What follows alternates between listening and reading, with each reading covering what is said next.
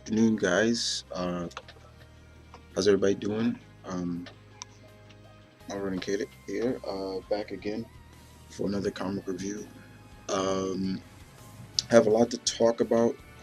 Got some messages um, about the next hit in the classics and what's this raffle that you're gonna do and things like that. So I will be doing that after the review. So I will talk about both of those subjects after the review. Okay. This week was pretty good for me, in a sense, and the DC comics are back this week. Like I said, I told you guys they would be back. Um, but just with the future end stuff, I just wasn't feeling as much. There was certain ones I was okay with, others, just were misses with me. So here I am, basically back to deliver the review. So we're gonna kick it off in DC. We're gonna go DC, independent, and end it in Marvel. Okay. So we're gonna kick it off with none other than Aquaman and the Others, number 6. Um, we all knew that with the birth of the Others that we would probably see them again, and I'm glad that they are back. They are kind of in their own book, and Aquaman has another book, so that's good. Um, don't let this cover fool you. That doesn't happen with Arthur trying to get shot by KG Beast. Yeah, KG Beast makes his debut in this issue. So don't let that fool you. Um, I like Dan Jurgens' writing. I've always had respect for his writing. It's just this issue was kind of, I don't really know what to say. It was almost as if you had it was like a jumble in a sense. You had certain individuals here. There was really, in a sense, I would say no real main story here.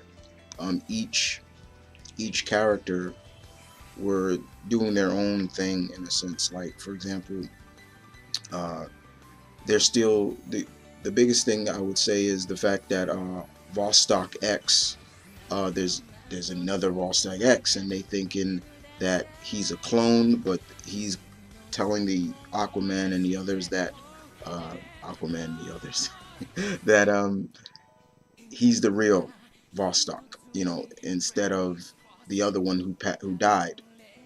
Um, and then there's uh, some other individuals, like for example, Man of War. He's going to visit the wife of a prisoner of war. Excuse me. Um, he's going to visit the wife of a soldier that died, and things like that. But it it really was like just jumping from what's going on with this person and what's going on with that person.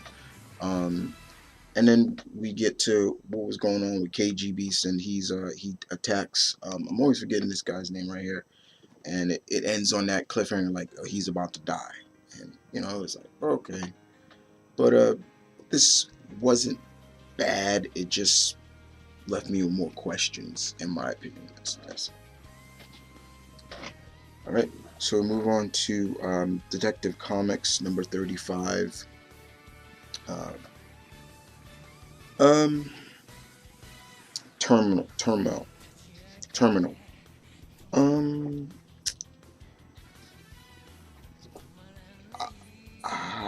let's see. What can I? I'm gonna be nice. I'm not gonna be very hard on this, but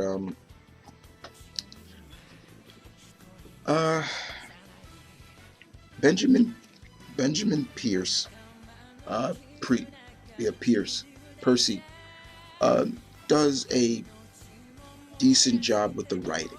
Um, Basically, a plane crashes pretty much crashes in Gotham Airport, and we kind of get to see a sense of Alfred trying to keep Bruce away from investigating it, which was really funny. I thought that was funny. I always think it's funny when Alfred tries to keep Bruce away from investigating things, like, he's like, just let the police handle it, sir, or something like that. And, Bruce, like, I can't do that.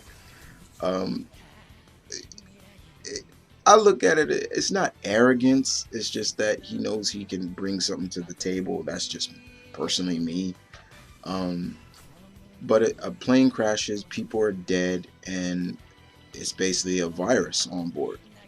And so basically Bruce tells the Homeland Security to quarantine Gotham Airport now.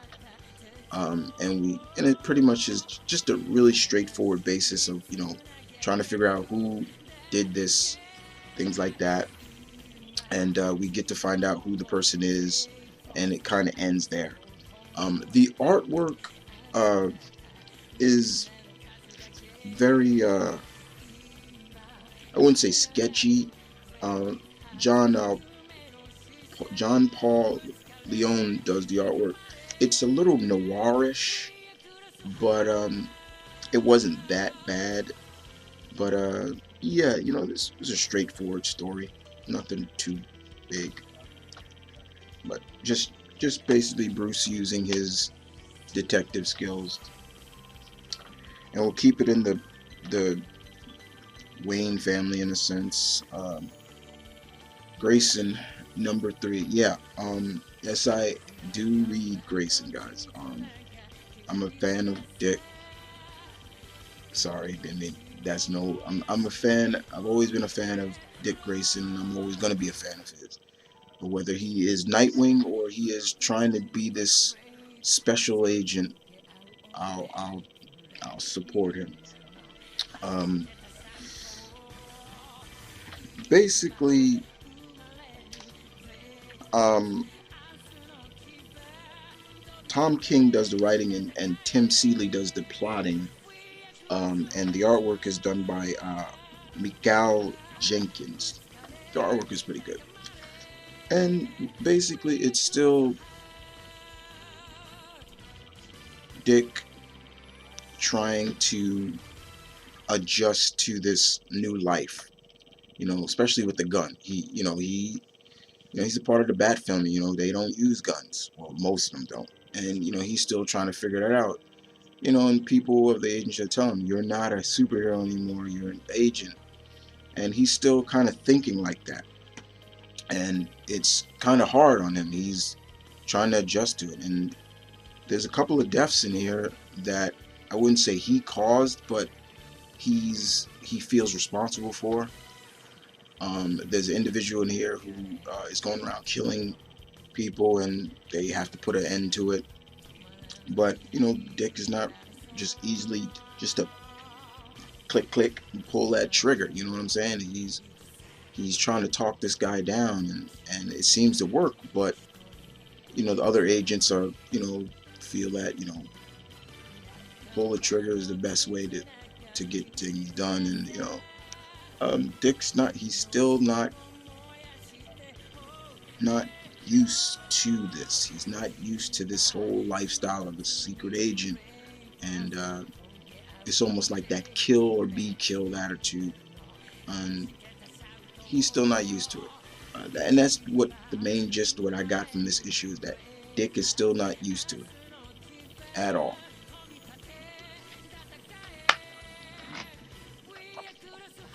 Green Arrow, number 35. This is the new creative team. I want to thank Jeff Lemire for his good run. He really turned the series around when he got on board. So no matter what you guys will say, let's face it, Jeff Lemire did a great job with his run. He really turned what around this series. The series at the beginning was a jumble of I don't know what. And it was to a point where I nearly was going to drop the series. But when Jeff Lemire came on, he made me stay on board. So now we get Kristenberg and Solovsky Sisk. If I'm pronouncing the names wrong, I apologize. And in this issue,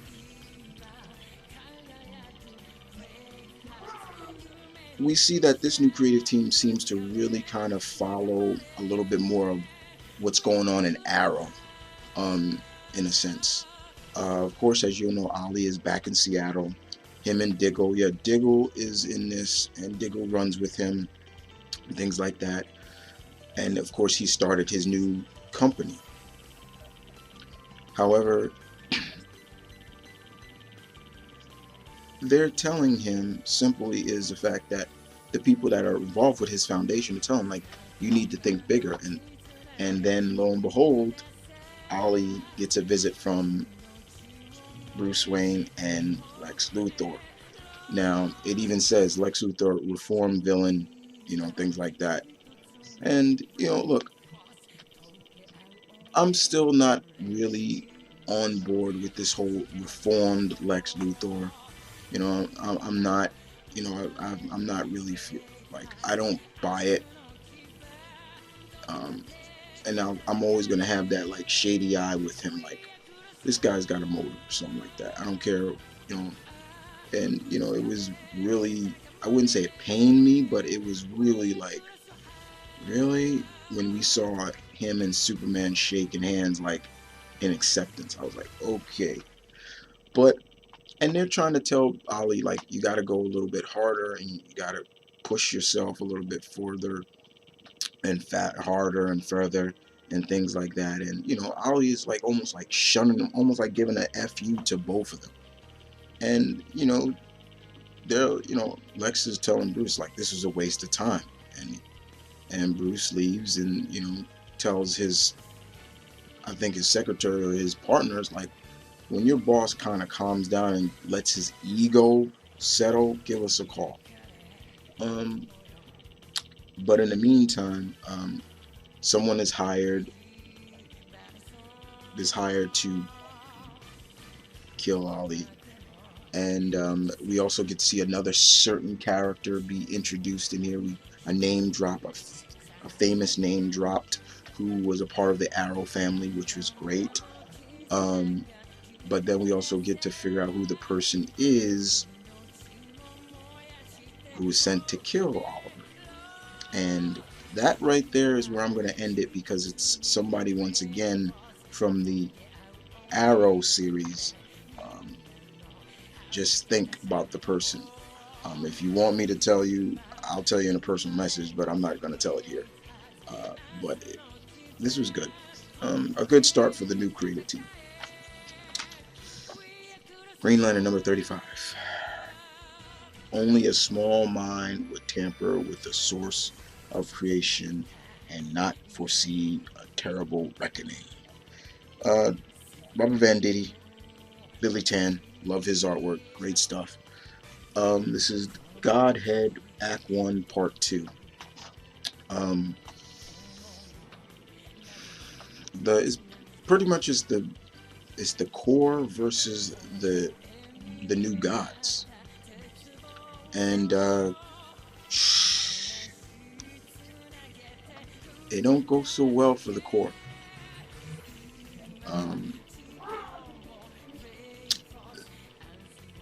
Let's just say the core get stomped by Orion, and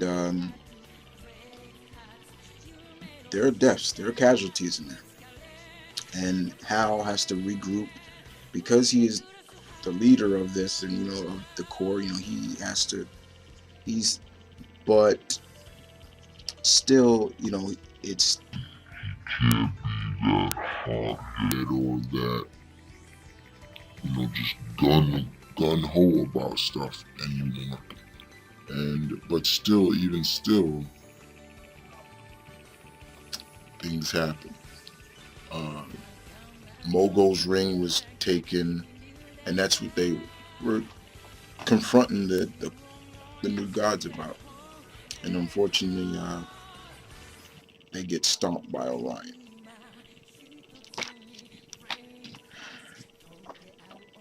Last issue of Wonder Woman before the new creative team comes on.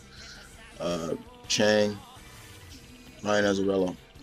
It's pretty much Wonder Woman versus the Firstborn. And let's just say some interesting ordeals in here. Very much. Diana does the best she could, as well as a lot of other people, to try to break this prophecy of allowing the firstborn to gain the throne of Olympus. You know, it's and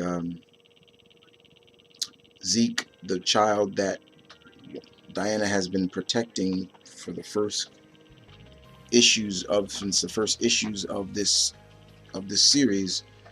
It's if he sits on the throne, there could be something to deal with the change. But we see Orion in this too, and I keep forgetting Orion was in this book first. He first debuted in this, and then he's in Green Lantern, but he's like a totally different character in this. And he gets stomped in this by the firstborn. Hephaestus comes to help Diana. A lot of Diana's brothers and sisters come to help her deal with the firstborn. Even her mother.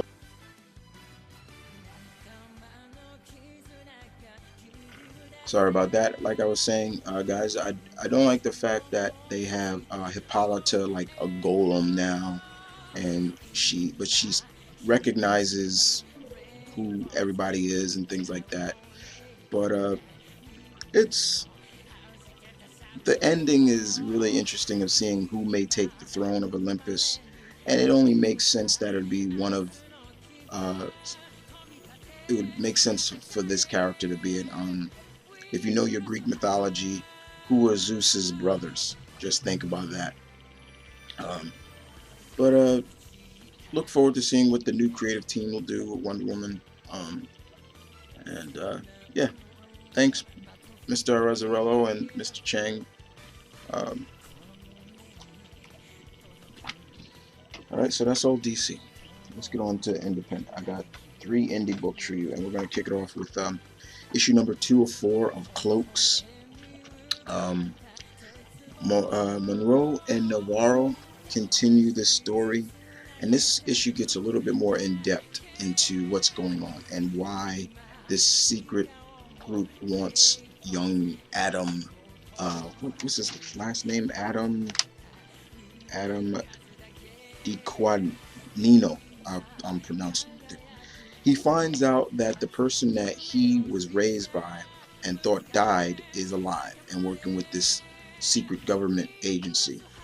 And the thing is, with his talent, and he's so young, but he's so talented, they want him to work for him. And they want him to become an agent, an operative. And he kind of agrees, and they put him through training, how to fight. Well, he knows how to fight, but it's to the point now he's fighting a little differently. They're teaching him, like, okay, never expect a fair fight, teaching him how to observe people as well as point people out, like, for example, like enemies and targets and things like that. And if you hear that noise in the back, somebody's revving a motorcycle around my block. Sorry about that. But we also get to figure out some other interesting aspect, that he wasn't the only person that they were interested in, and there's like a blacklist of people that didn't make the cut. However, the organization gets, I would say the safe house gets, pretty much gets,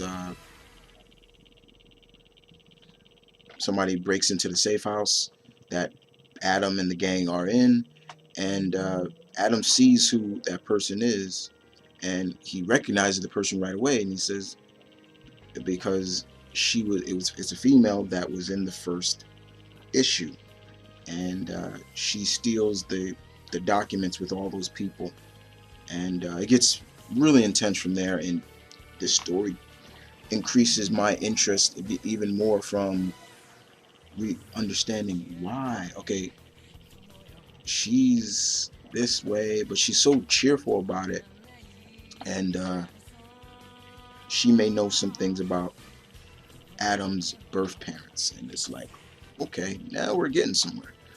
But issue number 2 of Cloaks was really good. Very good indeed.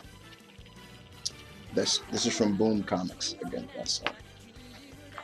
All right, so we move on to IDW and we go to TMNT, Teenage Mutant Ninja Turtles, issue number 38. Kevin Eastman still does a fantastic job with this series. Like, you know, you got old Hub on the cover. Which cover is this? This is cover A, and he's got the mutagen. So the Turtles have returned home after the ordeal of everything that's been going on. And next you know, they get inside and boom, who's inside? Slash. He's in there and they're like, what the hell are you doing here? And Slash says, I've been waiting for you guys. Notice now Slash is not talking with like a left brain anymore. He's very intelligent now. And Slash, you know, he said, and Donnie even asks, he's like, how the heck did you get past our security? And he's like, oh, that was easy, you know, and he's like, what? But Slash informs them that old Hub has invited them to meet him, and it's all coming together of the deal that Hub and Splinter made, and that really comes forward with everybody, and the Turtles get to know, you know, they hear it, especially Donatello. He kind of really doesn't take it easy, as well as in terms of, you know, the whole factor of, you know, we should be dealing with the Krang instead of just dealing with Shredder, you know, and things like that. And there's a big argument, and Donnie storms out. Mikey starts to agree a little bit with what Donnie was saying, as the fact that, you know, he's like, you know, we're not superheroes, but we're the good guys, and we should, you know, do all this. And when they do go to get to see old Hub showcases that he's been building a mutant army, and we get to see two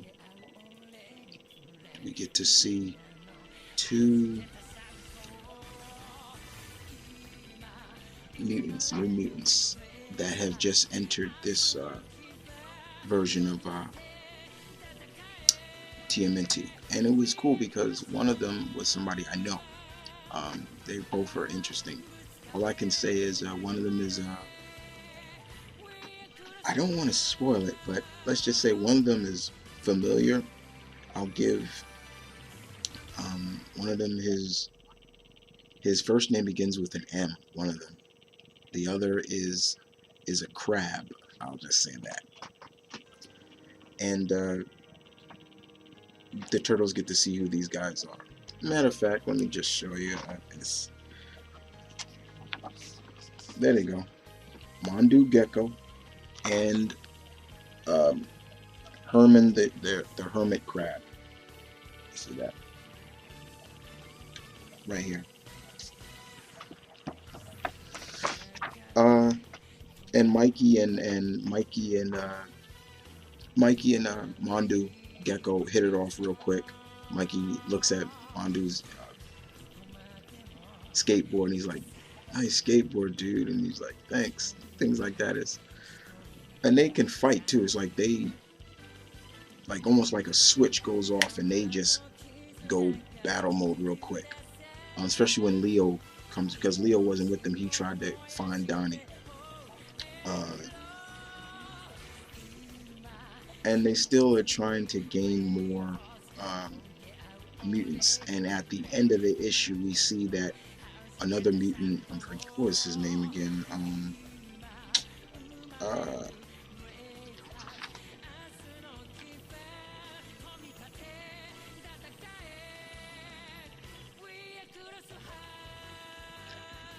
Pete the pigeon, you know, he goes to talk to some other mutants and he's telling them all like what's going on, and then the mutants say, did you say turtles? And he's like, yeah, turtles. And he's kind of like out there, and he's like, okay.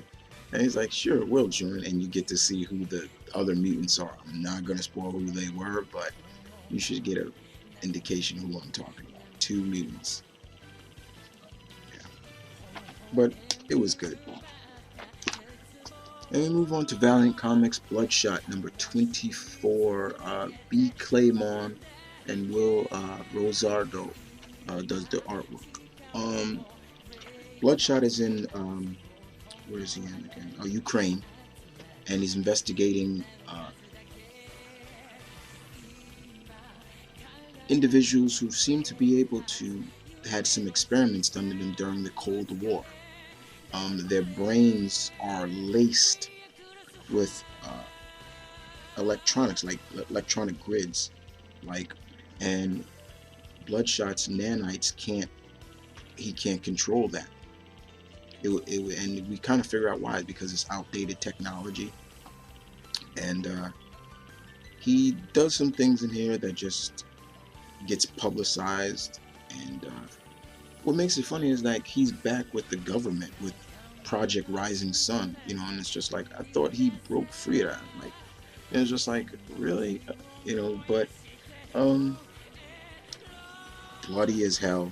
I mean, we're talking blood. I'm talking headshots, brain fragments. It was.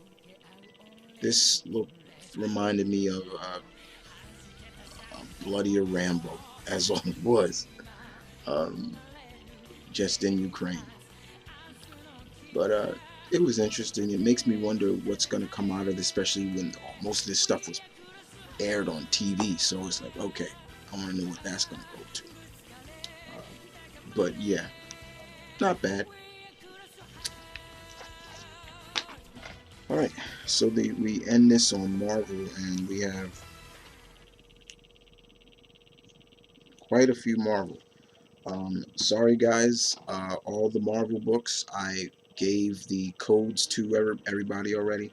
Like I said, I do give out the codes if you want to read the Marvel books. That if you don't read them, I have none left. Everything, all the books here, I gave out.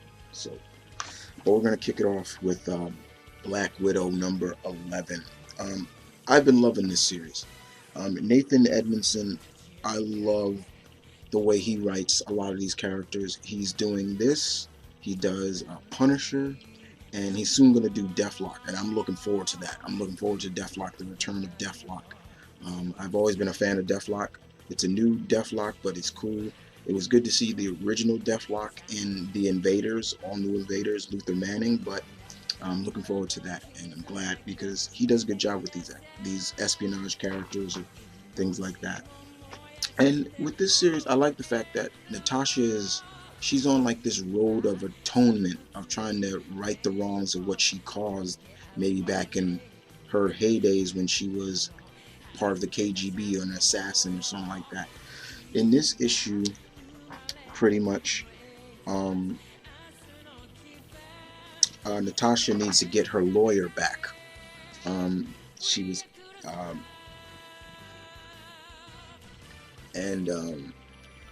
her lawyer was kidnapped by somebody she tried to help back in the days, and he works for this organization called Chaos. So they go to this casino, and I'm talking about, and when I mean they, it's Black Widow and X-23. How badass is that? Teaming up to deal with this, and it's a cool action-packed spy adventure between Natasha and Laura, and they work so well together. They gel so well together, these two, and I really love the chemistry that Natasha and X had together. It wasn't as if, Natasha, X was like Natasha's sidekick. No, they were like partners, which I enjoyed a lot. I love it. They're in all these nice dresses, and then Natasha's like, "You ready for this?" And she's like, "Let's do it." Like, and things like that. Does Natasha get her lawyer back? Yes, she does. But she's still now interested in finding more about this secret organization called Chaos. And we also get a good dialogue between Natasha and X in terms of you know, the difference between just fighting angry and fighting for revenge and things like that. And we also get to find out what was like the request that Logan left for Natasha. Watch over X-23. Look at, look on her from time to time. Make sure she's okay. And that was interesting. And I'm like, okay, I think Natasha could be a good. I wouldn't say semi-influence on X-23, but you can see, because I always was wondering, like, okay, with Logan dying in the next issue, it's like, how is X-23 going to deal with his death, being the fact that she's really like a part of him. But this was good, very good. Thank you, Mr. Edmondson. All right, Captain America number 25. Who is the new Captain America? Yeah, we already know, Marvel. Thanks for spoiling it for us. That was real smart. You should have just put Sam in there. Stupid. Rick Mirender, and Paccio, Carlos Paccio, and a little bit of Stuart Immont do the artwork in this. Now, in the last issue, we saw basically Armanzola basically was gonna blow up New York, blow up everything that Captain America Cap cared about. Sam took the bomb, flew it out in outer. He flew it up into the atmosphere, no questions, just did it. And he told what looked like it was going to be his swan song. Like he was gonna sacrifice himself, the heroic sacrifice. He tells Cap, he's like, your time is, he's basically like, settle down, soldier. Marry Sharon, things like that. Yes, Sharon Carter is alive, guys. She did not die. For all those who've been wondering, she did not die. She survived, and she raised Ian, the boy that Steve raised in Dimension Z, who was really Armanzola's son. And Ian looks at Sharon as his mother, as he looks at Steve as his dad. So he's all raised and grown up now, and he's like the new Nomad, really. And unfortunately, looks like Sam is dead, and you get this great monologue between Steve talking about Sam and good stuff, and you really see how much Steve cared and how much respect, and I put the emphasis on respect and love that he had for Sam. And it looked like Sam was dead, but however, Sam survived because his wings are made of vibranium and things like that. Now Sam says in this, they say Tony did that from, but I'm gonna call BS on that, because Marvel, you forget who created this Falcon suit for Sam. It wasn't Tony Stark. It was T'Challa. You see, so you got get your facts straight on that one. I'm a little disappointed in that. That's like, yeah, you're what's up with that? Tony didn't create the suit for him. It was T'Challa. But it was the vibranium in the suit that was able to take more of the blast of the bomb, and he survived.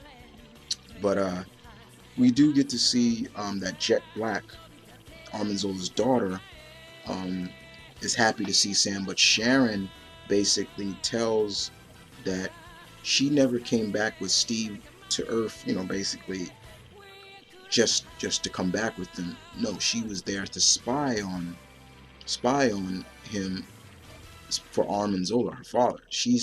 Now, I don't know if she's telling and Sharon is like, yeah, I was there when I was a prisoner, and I heard them talking.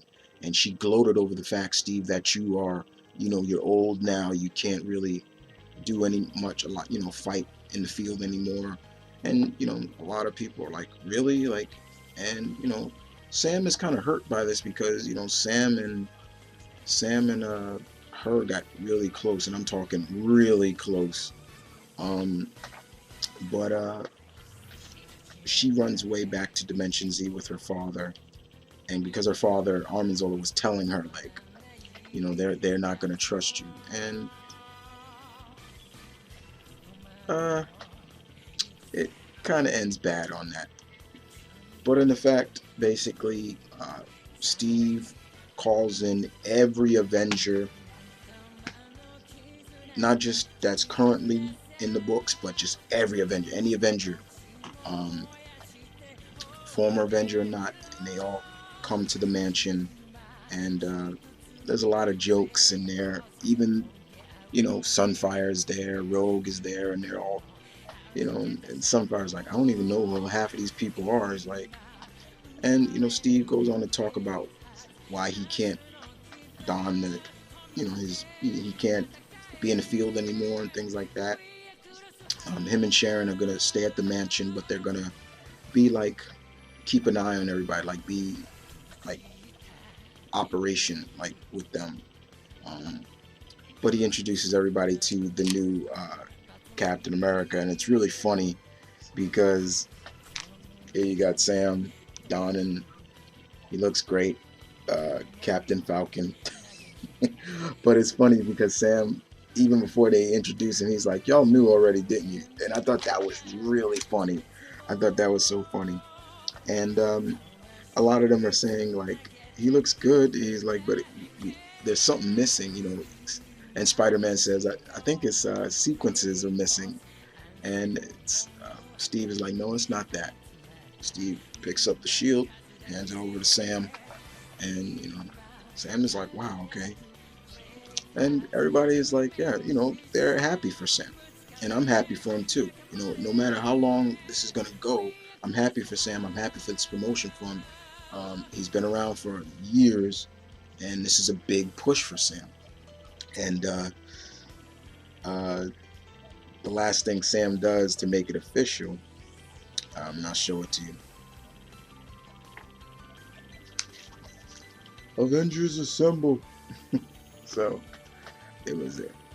But they're not the only one watching this. Hydra is why I'm watching this, and they looks like they got plans for the new Captain America.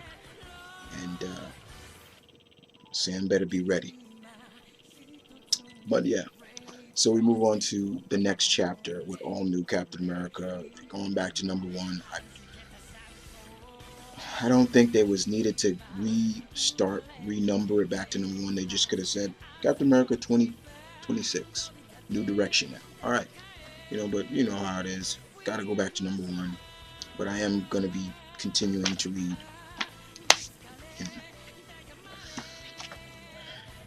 Death of Wolverine #3.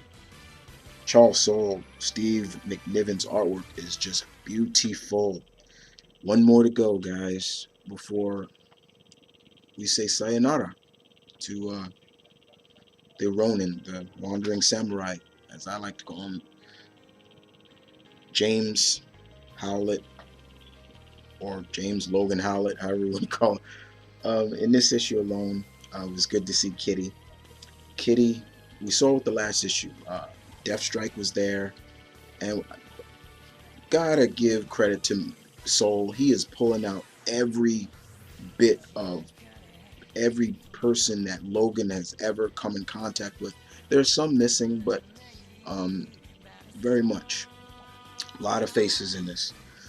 Kitty's there. She's got her phased her hand through Deathstrike, and she's like, you know who I am, Deathstrike, and you know what I can do. If I unphase my arm, no more Yuriko. Yuriko's calling Kitty's bluff, like, you're not a killer, Kitty Pryde. You're not a killer. And so she calls her bluff. So what Kitty does, once Deathstrike tries to slash her, Kitty phases her hand through Deathstrike's hand, unphases it, and literally blows Deathstrike's hand right off. And I'm like, oh shit. And Kitty's just like, now go before I do more. And you know, it was interesting. Logan looks like he's about to pass out from blood loss, or just, you know, he did get kind of hurt from Sabretooth in the last issue, and we're talking big time. He lost an eye, but Kitty gives him a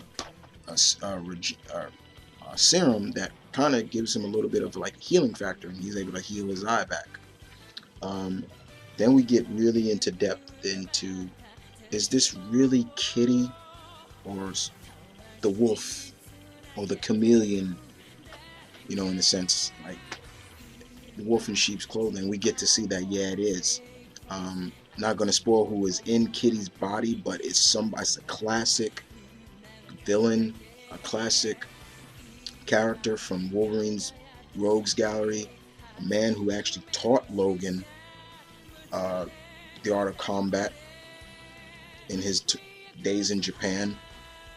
And he has Kitty, but Kitty fights it off and things like that.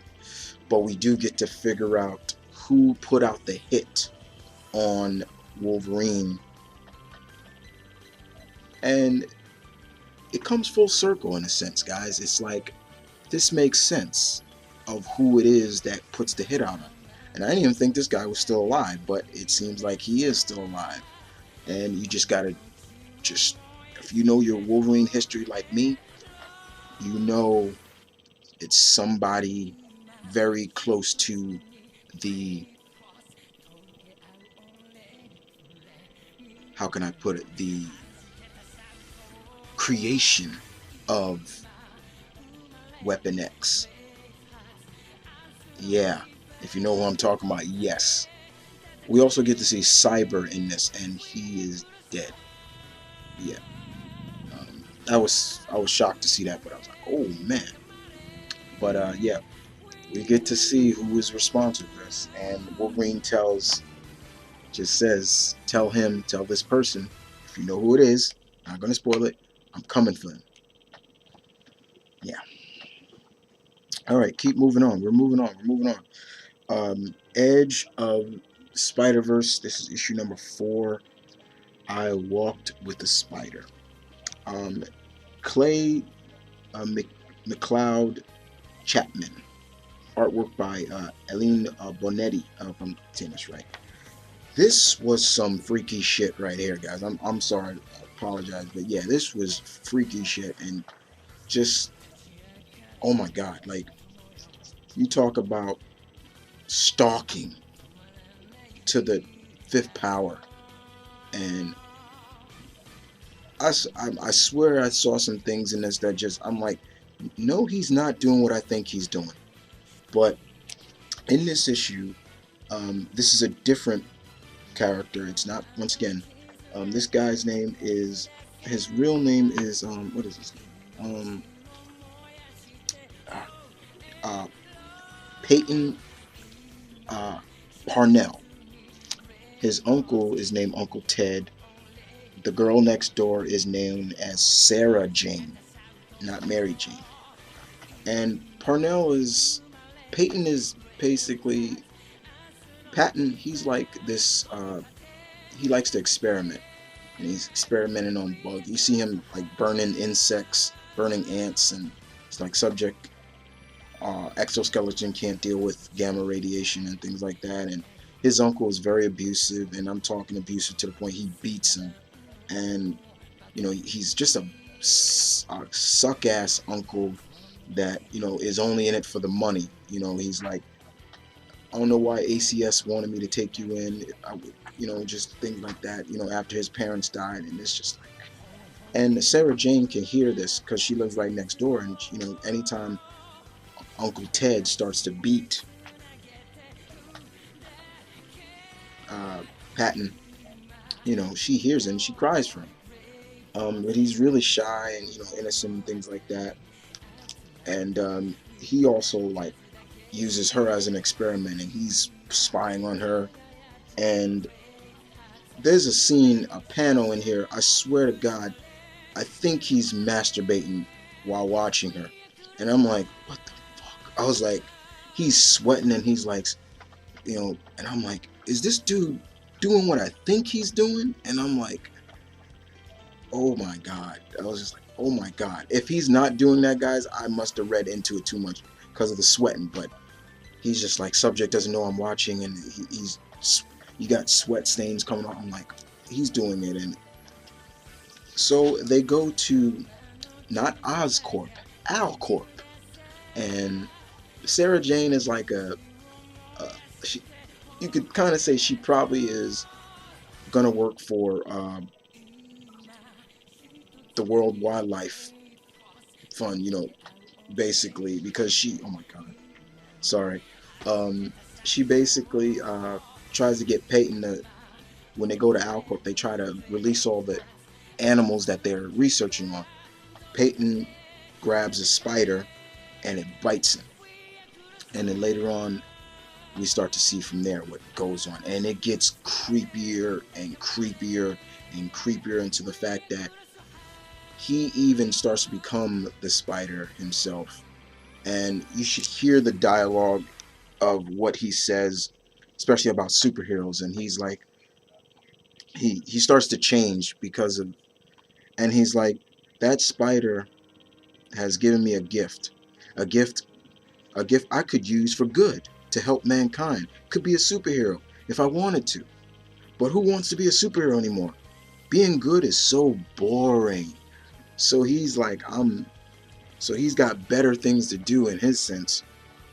And when I'm talking about research, he's eating things like in cats. What he does to his Uncle Ted in this, it's just like, oh my God. And then what he does to Sarah Jane is just like, oh my God.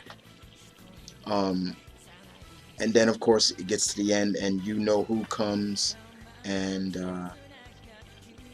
deals with him. But this was creepy as hell, guys. It was, and it kind of is funny that it came out in October, because it does, it is kind of like that October, kind of, it came from beyond the grave, something like that. But yeah, it was creepy.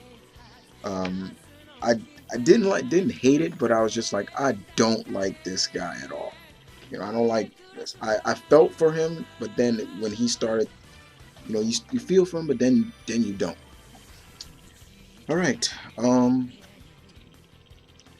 Guardians 3000 #1. This is the original. These are the original Guardians of the Galaxy, before the Star-Lord and Drax and all them back in the 60s and things like that. This was the original Guardians.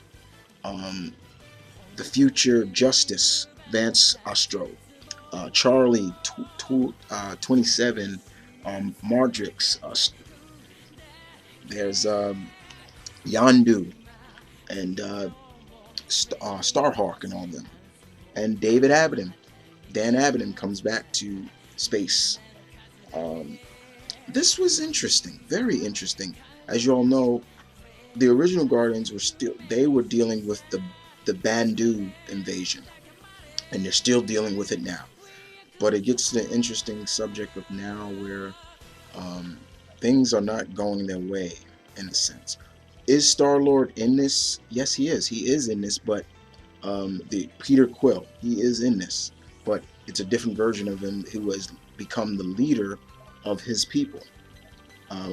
We get to see certain things in this, like in this universe, in this timeline, the Kree. Once again, if you don't know, the Kree are pretty much extinct. There are only like a handful of Kree left. The Kree High Supreme, the big-headed, is still like he's almost one of the last. It was interesting, very interesting indeed. Left you like, whoa, okay, where's this going? Oh, what's this going? Where's this going? Oh, things like that. But I did enjoy it. and it's good. It's good to see the original Guardians once again, and this is interesting for all those people that never don't know the original Guardians. Unfortunately for me, I do. Um, but everybody's so, with Drax and everybody, like, Peter Quill and Gamora and Rocket and all those people, they're familiar with those Guardians. This is the original, and yeah, this is, yeah, major victory. That's Justice from New Warriors. This is him in the future, in the possible future, and he has Captain America's shield. Um, but yeah, it's him. Good stuff. Moon Knight number 7, no 8, excuse me. Brian Wood, Greg Smallwood. Um, Mark deals with a bomb threat in the World Trade Center monument.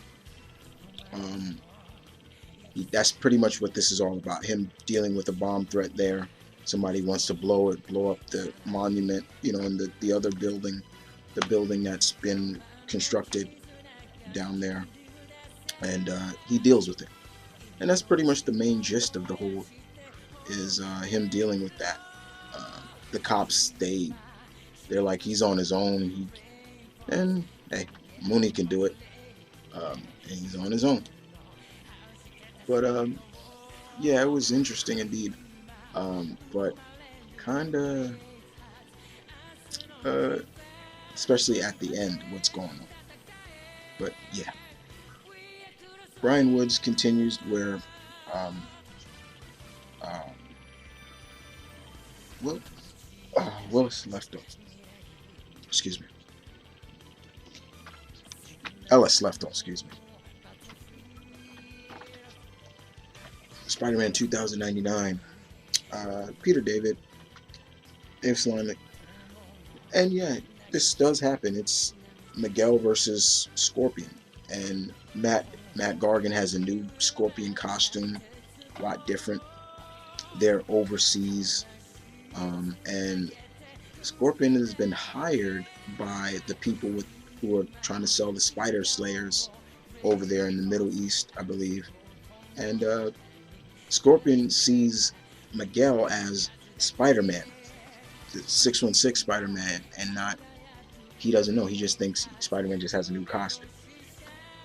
But Miguel is like, look, I don't have time for this. Like, he's confusing me with Peter Parker Spider-Man, but I'm not, and things like that. But Miguel has to think on his toes, and how he defeats Scorpion in this is kind of interesting because he thinks on his toes, and it was really interesting of how he did it. I thought it was cool. I was like, okay. But Scorpion's new costume, I enjoyed his bulkier version, but now this one is more sleek and looks like he can move a little bit faster. It's interesting indeed. I could show you it. The design is kind of interesting, but it's okay. Here it is. Right, if you can see that, that's his new costume. Like his claws can actually open up where you see his hands. All right, guys. Here it is. Thor number 1. Jason Aaron's. Sir, I actually enjoyed this. And I may figure out who, and I think I know who the female Thor is. First of all, it's Odin has come out of exile. Now he's come out of his exile, and he's back, and he's trying to reclaim Asgardia. But the All Mothers, Frigga, and all them, Inda, and Gia, basically have been running Asgardia, but he wants to reclaim it now. Pretty much all the Asgardians are on the moon, and because that's where Mjolnir is after Original Sin, which I don't care for. And it's sad to see Thor like that, and they tell him like he is just on the earth, on the moon, all day just trying to lift Mjolnir, and you just see Thor just like, Mjolnir, move, please move, and he's just, it's so sad to see that. And Odin's like, what happened? Like, he's just like, it sickens me to see my son like this. Get up, boy. And he's like, get out of the way, boy. Like, and he tries to move it, don't work. And they, Frigga tells Odin, the mortal known as Captain America told me that the mortal Nick Fury just whispered a few words to him, and that was it.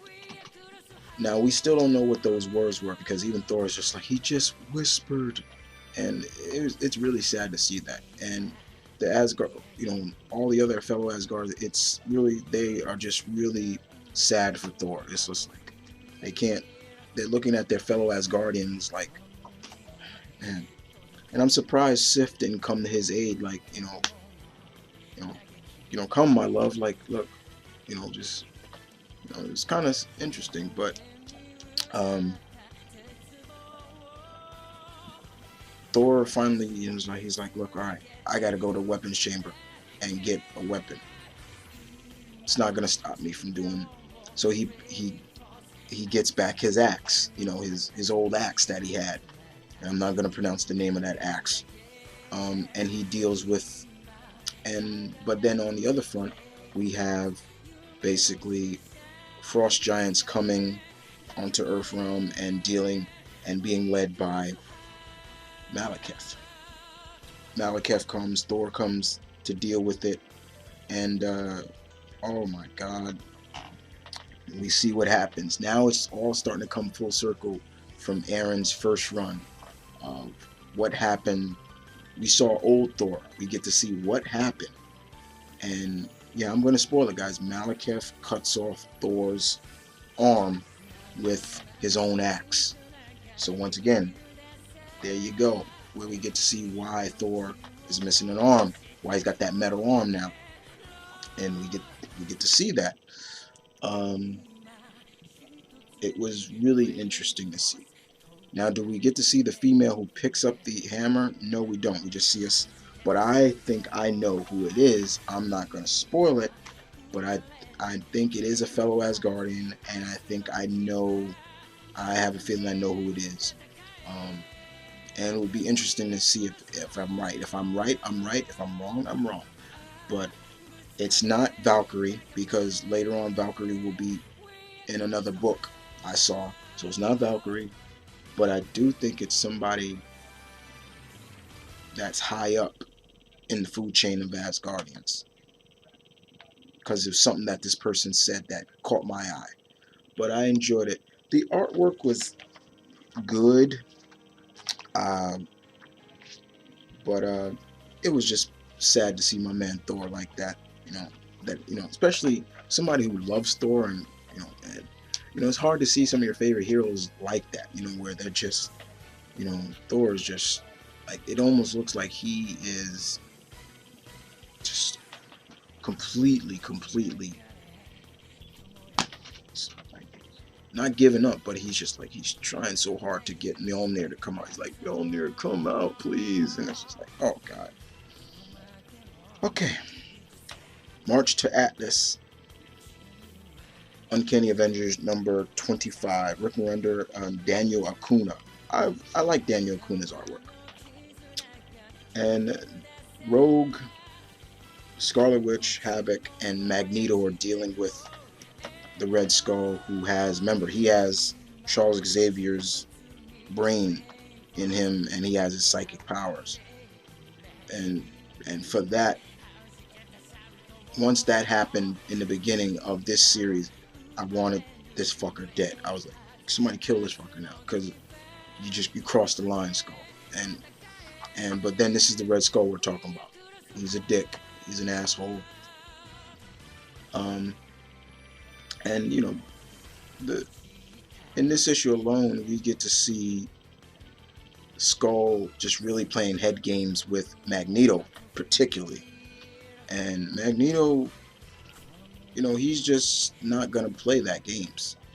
And He's not even trying to listen to Wanda, his daughter, about what to do and things like that. It's almost like it's about me, and I'm gonna do it my way. And if you don't like it, and in this issue alone, we see Magneto beat the living hell out of Red Skull. I'm talking about to the point he literally beats the skull mask off of Red Skull. He's punching Skull so hard, the skull mask literally cracks off him, and you get to see Skull's face. And then it's literally what happens after that. Now, somebody asked me, what's going on with Rogue? What's happened? Wonder Man's psyche is in Rogue's mind. So she has Wonder Man's ionic powers now. So it's like, okay.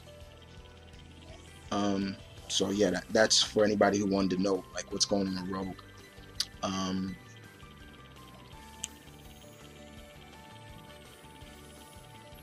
Magneto does something in here that literally you can kind of say he may be the cause of this whole Atlas series that's coming. Now, am I going to pick up Atlas? I probably will pick up that one. I did not pick up Original Sin because now I'm picking my events with Marvel. Now I'm picking them. I'm not gonna buy every event Marvel puts out anymore. I used to do that. Now I'm picking my events. Atlas looks interesting, and I want to see where that goes. But I didn't care for Original Sin. I was like, okay, this is whatever. But he kind of he does something this, and I'm talking does something.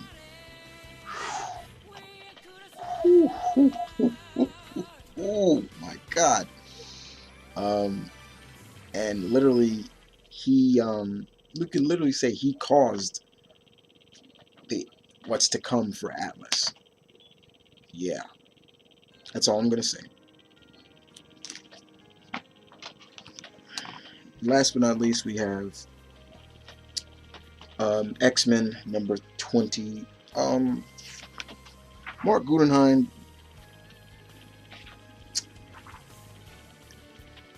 I like Mark Guggenheim's writing from time to time. It's a hit and miss with me sometimes. Sometimes he's good and sometimes he's off.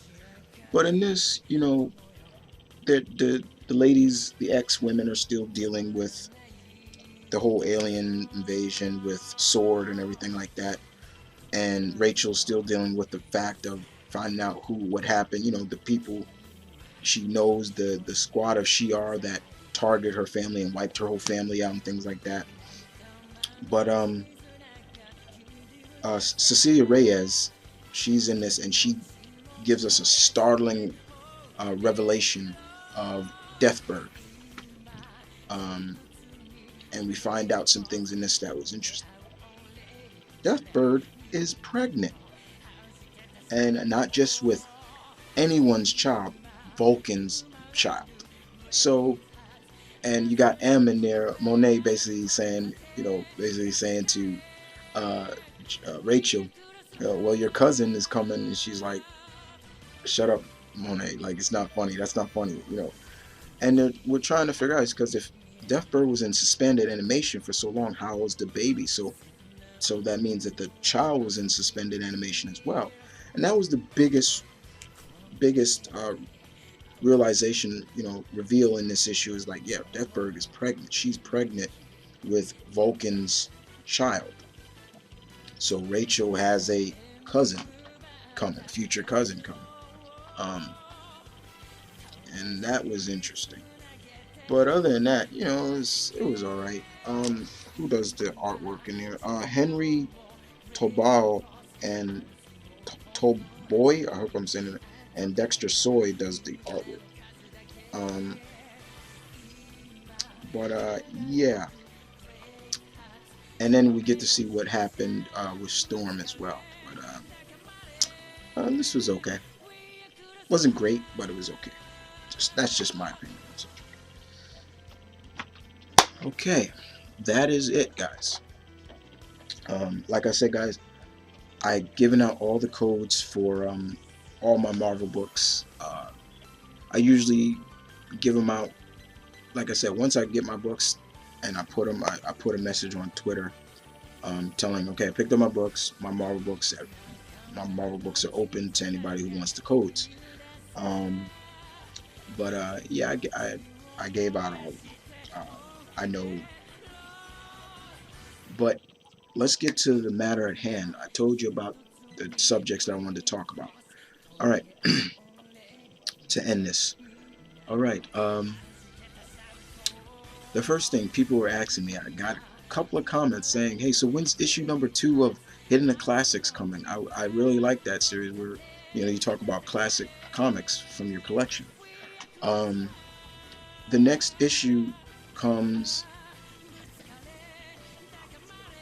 this week or so. Hidden the Classics will come every four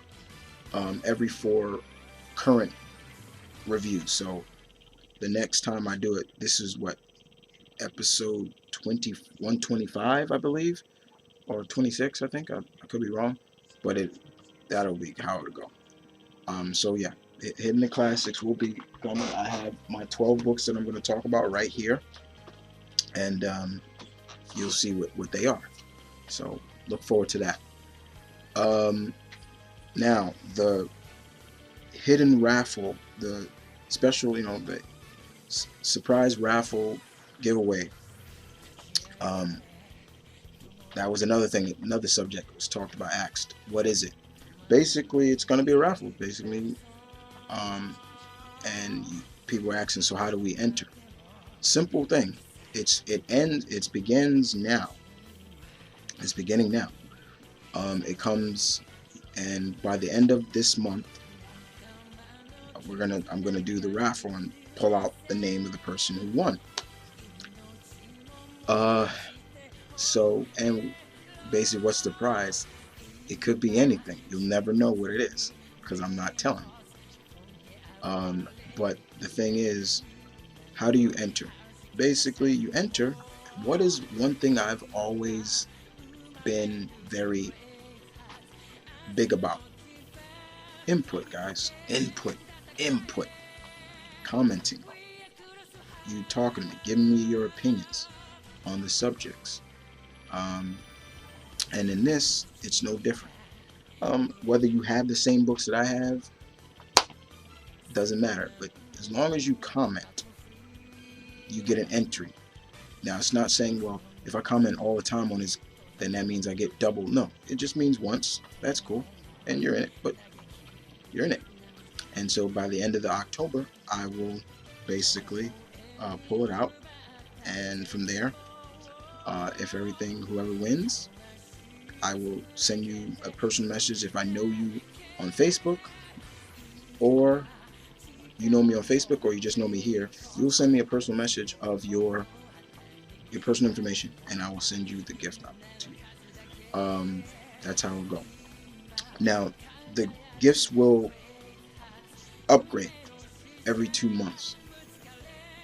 So right now it's 1 November, 1 December 2, and then it go to a point where the maximum will be, and then from there, that's the maximum. And so it's gonna be fun. I'm enjoy doing this. This is gonna be really fun for me. And I hope it'll be fun for you too, guys. But yeah, that's what it is. So for this title, for this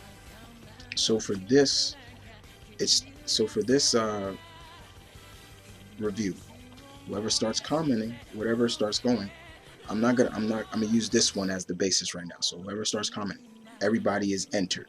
I'll write everybody's name down, put in and then when the time comes, it'll do it on camera, pull out the winner. There you go. But like I said, you'll never know what the gift could be. It could be a graphic novel, it could be a t-shirt, it could be a DVD or a Blu-ray. You'll never know. It could be a gift card to my store, my comic store, Midtown Comics. You never know. It could be anything. But yeah. And then once, like I said, they'll upgrade. But other than that, you guys take care.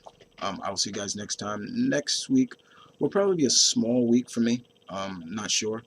But other than that, I will see you guys next time. And this is my Run Kid saying peace, one love, stay tuned, get real.